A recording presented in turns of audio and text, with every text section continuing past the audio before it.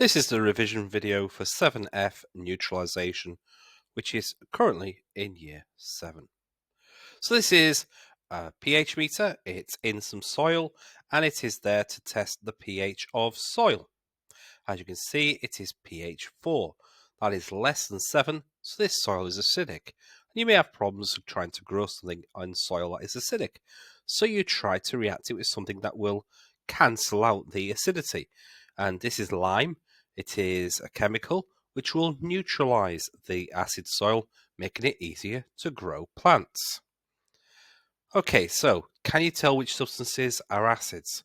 Look at these 4 words and ask yourself, which one's the acid? Is it sodium hydroxide, water, hydrochloric acid, or sodium chloride? The acid is hydrochloric acid. You can tell it's the acid because it's got the word acid in the name. Now for a tricky one. Which of these is an alkali? Is it sodium hydroxide? Is it water? Is it hydrochloric acid? Or is it sodium chloride? The answer is sodium hydroxide. You tend to find alkalis have either hydroxide or oxide in the name. So the pH scale runs from 0, very strong acid, through to 14, very strong alkali. In the middle is pH 7, neutral, something which is neither acidic nor alkali. Now, if you were to take hydrochloric acid and react it with sodium hydroxide, you would be reacting an acid with an alkali. Sodium hydroxide is an alkali. And the two, if you get the combinations correct, will produce a neutral combination, pH 7. So you've said to have neutralized your acid. So as it says here, what is neutralization? The chemical reaction between an acid and an alkali is called neutralization. So what is the pH value of the mixture of a salt and water? Remember, salt and water is what's made when you react an acid with an alkali. The combination of salt and water is neutral, so it is pH 7. And we can write this down as a chemical reaction, as a word equation, which is acids plus alkalis make salt plus water. And this is a rule that you need to know. You'll notice we've written this rule as a word equation. Acid plus alkali makes salt plus water. We've put all of the chemicals we start with on the left-hand side and the chemicals we end up with on the right-hand side, and in the middle we have an arrow. So down here we have a proper word equation.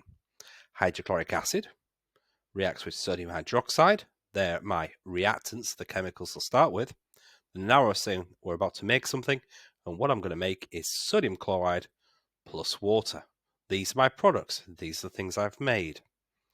So this word equation tells me that if I start with hydrochloric acid, react it with sodium hydroxide, I make a salt called sodium chloride and water. So here's another question. There's another word equation at the top there. Iron oxide plus nitric acid makes iron nitrate plus water. So which two chemicals are the reactants?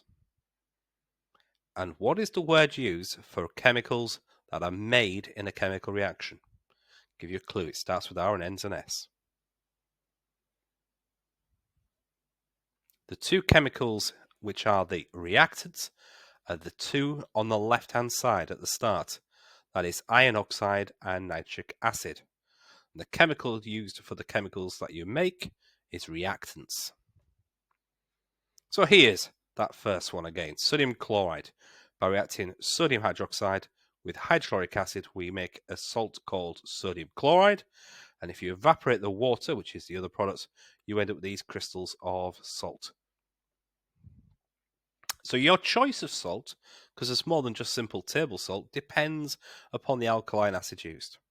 With the alkalis, the name of the metal in the alkali gives you the first part of the name. So if you start off with sodium hydroxide, you get sodium salts. If you start with copper oxide, you get copper salts. Now the acids give you the last part of the name. So hydrochloric acid makes chloride salts, nitric acid makes nitrate salts, and sulfuric acid makes sulfate salts. Whichever acid you have gives you the second part of the name.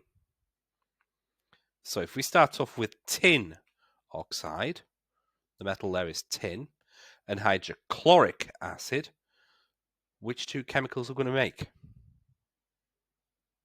That's right, we'll make a salt called tin chloride.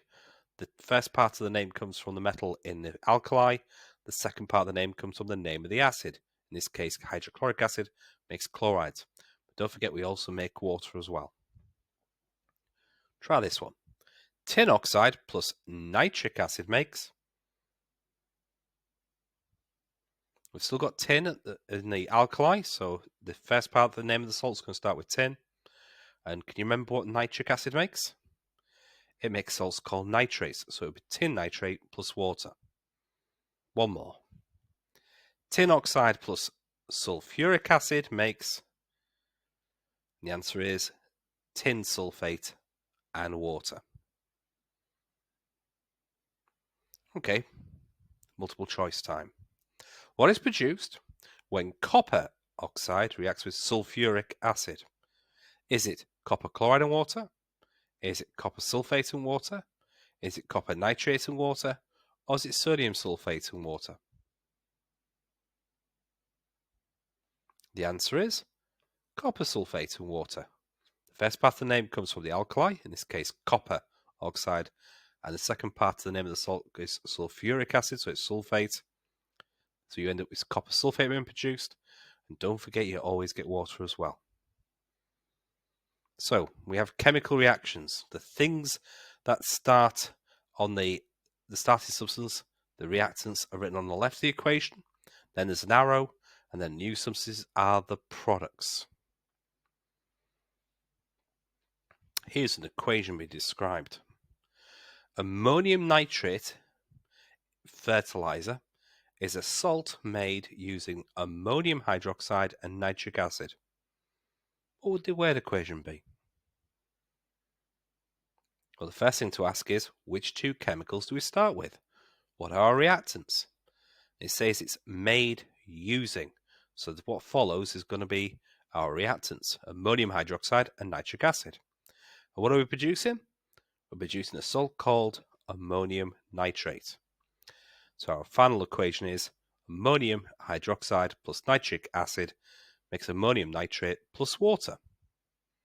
So you should now be able to describe what happens during neutralization reactions. In fact, you know them so well you'll be able to produce a word equation for neutralization reactions and explain what happens to the pH numbers during such a change. Thanks for listening.